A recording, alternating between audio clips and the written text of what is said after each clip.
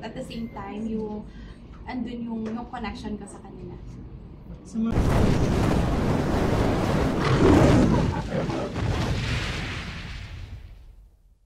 And ayun nga po, talagang nakahook up na ako when it comes to jewelry. Janela, paano ka ba nag-lipstick? Kasi hindi namin naabutan eh. Good morning. Marami akong natutunan kay Ma'am Sheena. Marami akong na-pick up na style.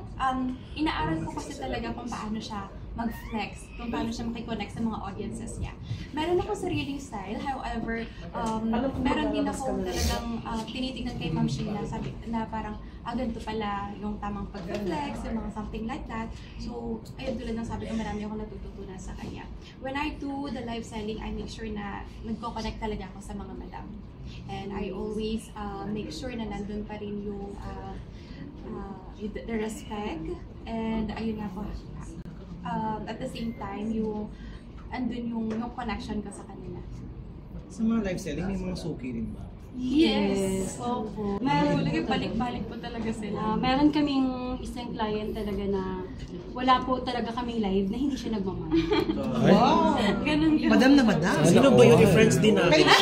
Pero personal mo na siyang kilala, hindi? No, she's not my, hindi po talaga. Until now, hindi pa kayo umabot sa Nag-meet na po kami, oo. Nag-meet lang kami once and I'm asking her na ganito na bakit ganun yung support niya. Yan nga po, hindi niya daw din alam pero talagang nahuhook daw talaga siya sa kanya talaga ako. Madam na madam yan.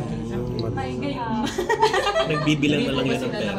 Meron namang point. Mga madam kasi. No, actually, na-meet ko namin ito mga madams and sobrang humble po talaga nila. Actually, sila yung totoong mabait. Yes, Mayaman. Mabait talaga. Simple lang. Oo, mabait. Yun yung market na nakukuha ng Amara. Mga humble, mga madam, sobrang mabait.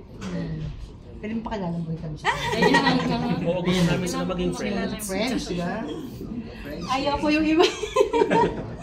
Kaya nga this talaga event is really like a private talaga siya. They have their own slot like 1 p.m. to 2 p.m. Ito yung slot nila. Sorry, ilan yung expected? Sila lang. Ilan yung expected nyo in total? Expected namin nasa 120. Per day? Per day? Or No. for the 2 Total days? na yun. Tapos wala namang minimum purchase po na kailangan. Kumbaga basta. Ay, wala po kahit Makikikape lang, kahit hindi mag-purchase. Of course, mas maganda mag-purchase. Amara is very Pero, handsome naman. opo, hindi po siya like Walang discrimination or yes, something. opo, na dapat pumunta ka dito, dapat bibili ka. Hindi po ganun. Opo. Sa lahat po na may passion sa jewelry is open na. Yeah, even sa live selling, kahit hindi sila bumibili, like, magpa-comment lang, opo.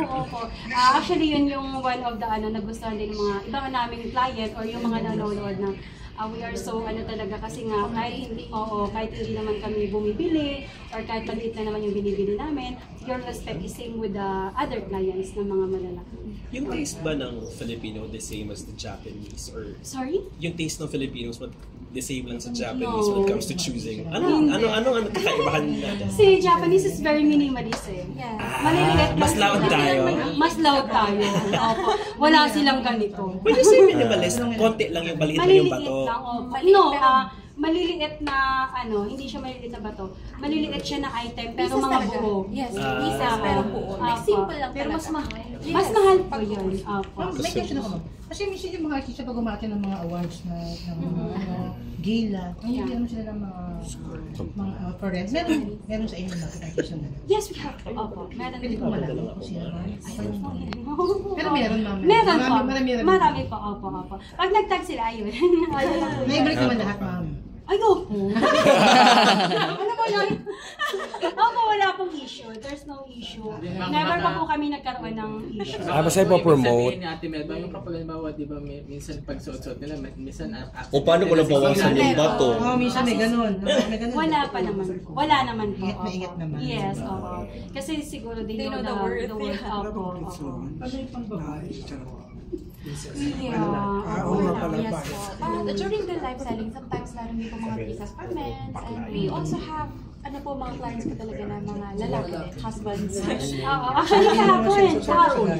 Not for their wives. Oo. Actually, yung pang-gift po nila. But meron din po yung Yung mga for marry their me own at use. marry you. Opo, actually po kahapon sir, meron po kami VIP client, hinatid namin, lalaki po siya. Nagmamay lang po siya for the asawa niya. Ang laki na kahapon, kaya kahapon po, inano namin.